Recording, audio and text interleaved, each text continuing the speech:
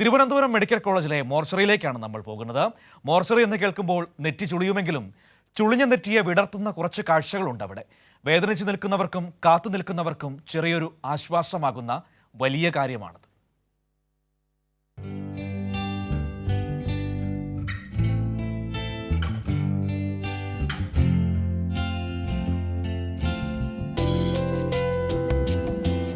Eco friendly ആയിട്ട് തന്നെ ചെയ്തിട്ടുണ്ട്.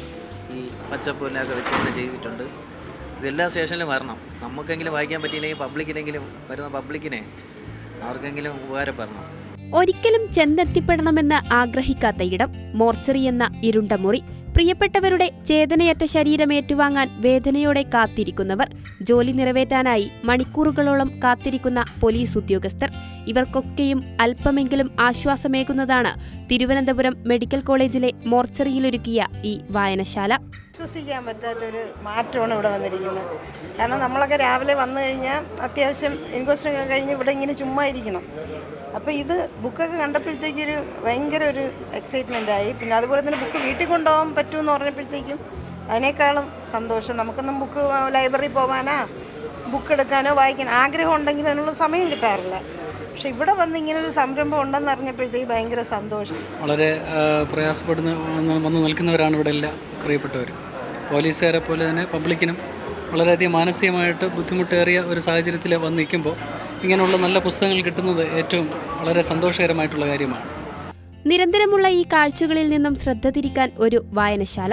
ഇതായിരുന്നു സുരക്ഷാ ജീവനക്കാരൻ കണ്ണന്റെ ആശയം. അങ്ങനെ 1.5 മാസം മുൻപ് മോർച്ചറിയിൽ വായനശാലയും ഇടം പിടിച്ചു.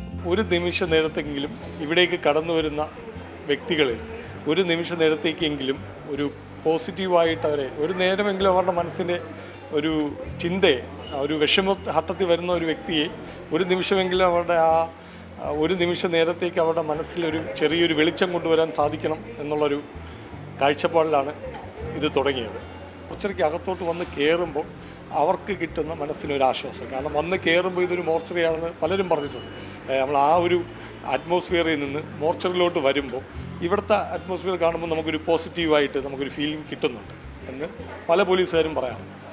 പുസ്തകങ്ങൾക്കൊപ്പമുള്ള അലങ്കാര മത്സ്യവും ചെറുചെടികളും നിറഞ്ഞ ഈ കാഴ്ച അവിടെ ഇരിക്കുന്നവർക്ക് നേരിയ ആശ്വാസമായതിന്റെ സന്തോഷത്തിലാണ് ഈ സുരക്ഷാ ജീവനക്കാരൻ. മറ്റുള്ളയിടങ്ങളിലും ഈ ആശയം പിന്തുടരുകയാണെങ്കിൽ ഒരുപക്ഷെ ചെറിയ ശതമാനം ആളുകൾക്കെങ്കിലും അത് ഏറെ ആശ്വാസമാകും. പ്രമോദ് പന്നിയോടിനൊപ്പം മാനസ മനോജ്, കൈരളി ന്യൂസ്, തിരുവനന്തപുരം.